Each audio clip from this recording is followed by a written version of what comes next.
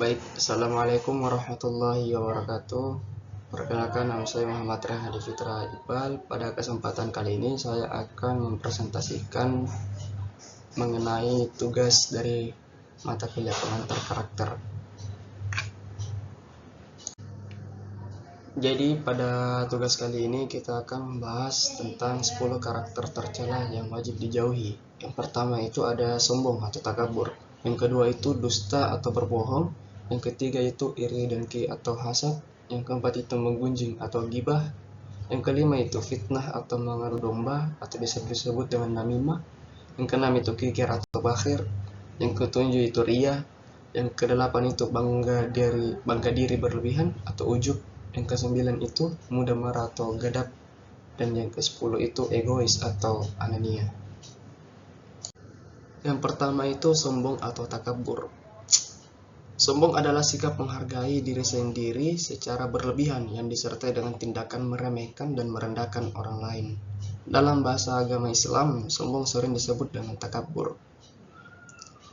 Sifat sombong atau takabur adalah penyakit hati yang dampaknya sangat luas, merugikan diri sendiri dalam aspek sosial, profesional, hingga spiritual. Dampak buruk terhadap hubungan sosial. Yang pertama itu karena kehilangan teman dan dukungan sosial. Orang lain akan menjauh karena merasa direndahkan, tidak dihormati, atau tidak nyaman. Akibatnya, orang sombong bisa berakhir kesepian dan terisolasi sehingga kehilangan dukungan yang sangat penting bagi kesejahteraan emosional. Yang kedua itu secara spiritual atau dalam perspektif agama. Penghalang masuk surga. Rasulullah SAW bersabda bahwa tidak akan masuk surga seseorang yang di dalam hatinya terdapat sifat sombong, walaupun hanya sebesar biji sawi. Hadis riwayat Muslim. Cara menghindarinya. Yang pertama itu akui keterbatasan dan kekurangan diri. Yang kedua itu berlatih rasa syukur ataupun bersyukur. Yang ketiga itu tidak merasa lebih baik dari siapapun. Yang keempat itu jadilah pendengar yang empatik. Yang kelima itu hindari meremehkan atau hindari memamerkan kelebihan. Yang keenam itu jaga lingkaran pertemanan. Contoh perilaku. Yang pertama itu mendengarkan kritik dengan sungguh-sungguh, berterima kasih dan menjadikannya sebagai bahan introspeksi dan perbaikan diri. Yang kedua itu tidak suka menonjolkan diri atau pamer, membiarkan orang lain yang melihat mengakui prestasi tanpa perlu menggeber-geberkannya. Yang kedua itu dusta atau berbohong. Nah, itu tidak jujur atau mengatakan hal yang tidak benar. Kebohongan merusak kepercayaan dan yang merupakan fondasi dari semua hubungan. Dusta atau berbohong adalah satu tindakan di mana seseorang membuat pernyataan atau memberikan informasi yang tidak sesuai dengan fakta atau kenyataan yang sebenarnya. Hal ini dilakukan secara sengaja dengan niat ataupun kesadaran yang bertujuan untuk menipu, menyesatkan, serta merugikan orang lain ataupun terkadang diri sendiri. Dampak buruknya. Yang pertama itu dampak sosial dan hubungan antar pribadi, seperti kehilangan teman dan dukungan sosial. Dan yang kedua merusak keharmonisan. Yang kedua itu dampak batin dan spiritual. Yang pertama itu penyakit hati. Yang kedua terhalang dari rahmat dan kebahagiaan. Dan yang ketiga itu kehancuran dan kehinaan. Cara menghindari perilaku dusta. Yang pertama itu menanamkan rasa malu dan takut akan konsekuensinya. Yang kedua itu memprioritaskan kejujuran. Yang ketiga itu membiasakan berpikir selama belum berbicara. Yang keempat itu menghindari kebohongan kecil. Dan yang kelima itu hidup sesuai dengan kenyataan. Yang ketiga itu iri dengki atau hasad. Hasad atau iri dengki adalah sebuah penyakit hati atau akhlak tercela yang ditandai dengan perasaan tidak senang atau benci terhadap kebahagiaan, kenikmatan, ataupun keberuntungan yang dimiliki oleh orang lain, disertai dengan keinginan agar kenikmatan tersebut hilang atau lenyap dari orang tersebut. Dampak terhadap diri sendiri dan kesehatan mental yaitu ketenangan hati bisa hilang atau bisa disebut dengan gelisah. Hati orang yang hasadnya tidak akan pernah tenang. Mereka terus-menerus tersiksa dan gelisah karena selalu memikirkan dan membandingkan kenikmatan yang dimiliki oleh orang lain, bukan mensyukuri apa yang dimiliki. Yang kedua itu dampak terhadap hubungan sosial, yaitu merusak tali persaudaraan. Hasad adalah penyebab utama perpecahan, perselisihan, dan permusuhan di lingkungan keluarga, pertemanan, maupun komunitas. Hubungan sosial menjadi renggang karena adanya kecurigaan dan kebencian. Yang ketiga itu terdampak terhadap spiritual dan akhirat. yaitu menghapus amal kebaikan. Rasulullah Shallallahu Alaihi Wasallam bersabda bahwa hasad memakan pahala kebaikan, sebagaimana api memakan kayu bakar. Artinya pahala amal soleh yang telah dikumpulkan dapat hilang sia-sia karena penyakit ini. Cara menghindarinya seperti perkuat pilar rasa syukur. Contohnya fokus pada nikmat diri sendiri. Yang kedua, mengubah perilaku dan reaksi instan, yaitu contohnya ucapkan doa kebaikan untuk orang lain. Yang ketiga itu melakukan introspeksi diri dan bersih hati. Contohnya itu mengenali tanda hasad. Contoh perilaku yaitu rasa syukur dan penerimaan diri. Berpikir alhamdulillah atas rezeki yang saya miliki, rumah saya sederhana tetapi nyaman dan bebas dari utang. Yang keempat itu menggunjing atau ghibah. Ghibah adalah istilah dalam Islam yang merujuk pada perbuatan membicarakan keburukan, kekurangan, atau aib orang lain yang di saat orang tersebut atau orang bersangkutan tidak ada. Meskipun hal yang dibicarakan ini benar adanya dan orang tersebut tidak suka jika hal diungkapkan. Secara singkat, ghibah sering diartikan sebagai menggunjing atau bergosip tentang aib orang lain.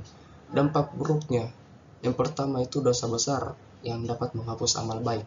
Karena ghibah adalah salah satu dosa besar yang dapat menghancurkan pahala amal kebaikan yang telah dikumpulkan. Pelaku ghibah akan diberikan hukuman kepada orang yang digibahi atau korban sebagai tebusan di hari kiamat. Dampak buruk bagi kehidupan sosial yaitu merusak kerukunan dan silaturahmi, karena ghibah adalah pemicu utama perselisihan, permusuhan, dan dendam. Perbuatan ini dapat memutus tali persaudaraan atau ukhuwah di antara sesama muslim. Dampak buruk bagi kepribadian seperti memperkuat sikap sombong dan menghakimi. Ghibah menumbuhkan perasaan merasa diri lebih baik atau sombong dengan cara menyatukan orang lain. Pelaku menjadi mudah menghakimi dan selalu melihat kekurangan orang lain daripada aib sendiri. Cara menghindarinya, yang pertama, perkuat kesadaran diri dan spiritual. Yang kedua, kendalikan lisan dalam pergaulan. Yang ketiga itu strategi menghadapi lingkungan ghibah. Selanjutnya, contoh perilaku yaitu menjaga aib dan kehormatan orang lain. Ghibah adalah membuka aib orang lain, kebalikannya adalah menutupinya. Jadi cara menutupinya itu seperti mengetahui kekurangan atau kesalahan teman saudara namun memilih untuk merahasiakannya dan tidak menceritakannya kepada siapapun. Yang kelima itu fitnah atau mengadu domba atau disebut namimah. Namimah adalah perilaku tercela yang sangat dilarang dalam Islam. Secara umum namimah dikenal sebagai adu domba. Namimah atau adu domba biasa disebut sebagai perbuatan menceritakan atau menukil perkataan atau perbuatan seseorang kepada orang lain dengan tujuan untuk merusak hubungan, menciptakan permusuhan, dan memecah belah di antara mereka. Dampak-dampak buruk bagi perilaku namimah. Yang pertama itu terhalang masuk surga. Rasulullah SAW bersabda, tidak akan masuk surga orang yang suka mengadu domba. Hadis riwayat Bukhari dan Muslim. Dalam hadis ini menunjukkan betapa besar dosanya hingga dapat menghalangi pelakunya dari kenikmatan surga.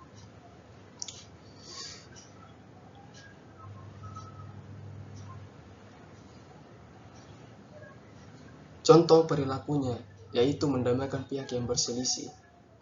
Ini adalah tindakan yang paling jelas berlawanan dengan namimah, yaitu mengubah permusuhan menjadi persaudaraan. Yang kedua itu menyaring informasi atau menjaga lisan. Namimah berawal dari lisan yang tidak terkontrol, maka antonimnya adalah lisan yang berhati-hati. Dan yang ketiga itu melakukan hubungan baik atau ukhuwah Islamiyah dalam silaturahmi.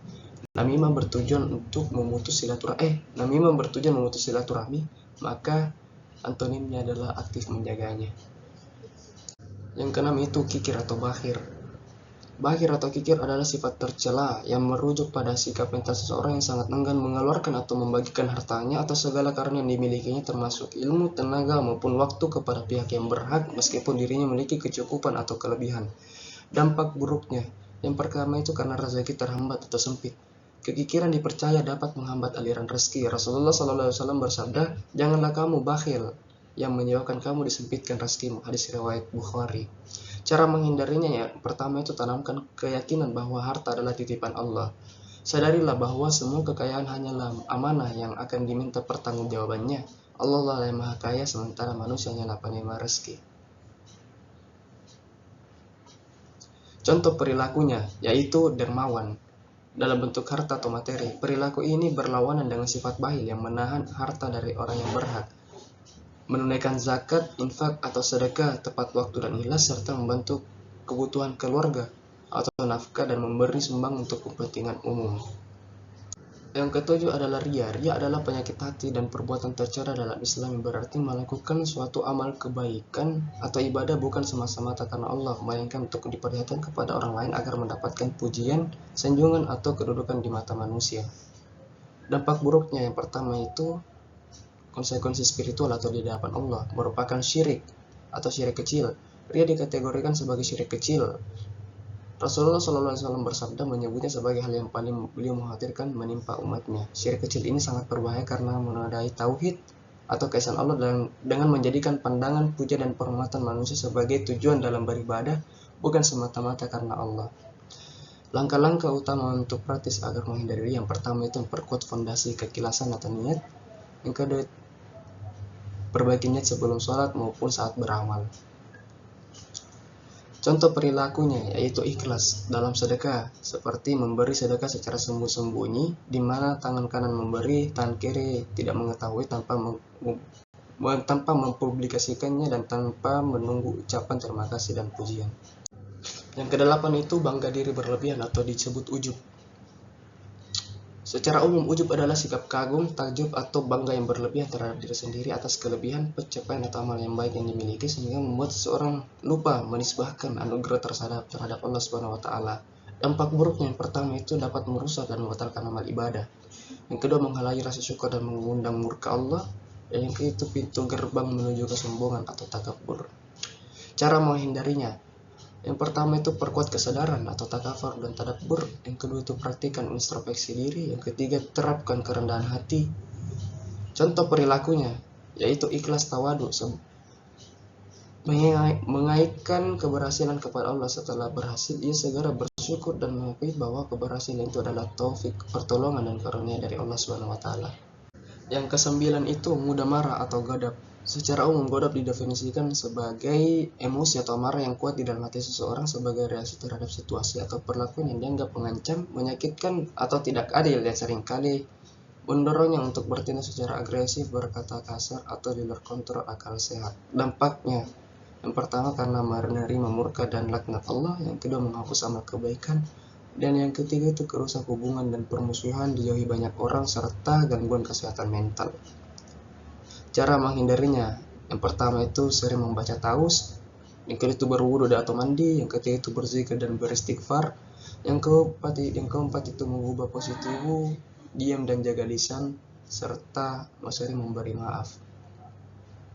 Contoh perilakunya yaitu menanggapi provokasi, seperti memilih untuk diam, menarik diri sejenak dari perdebatan, membaca taus atau auzubillahi minasyaitonirrajim, dan membiarkan amarah mereda tanpa melampiaskannya. Yang 10 itu egois atau anania, yaitu sifat mementingkan diri sendiri secara berlebihan dan tidak peduli terhadap urusan, kesulitan, atau perasaan orang lain. Sifat ini melanggar prinsip kepedulian sosial dan persaudaraan. Dampak buruknya, yang pertama itu bisa merusak hubungan dan dijauhi orang lain, memicu konflik, serta hilangnya kepercayaan dan sulit bekerja sama. Cara mengatasinya, yaitu kembangkan empati, terbuka terhadap kritik dan saran, serta belajar berkompromi dan mengalah. Contoh perilakunya, yaitu empati dan kepedulian, yang kedua altruisme dan tengah rasa atau mementingkan orang lain.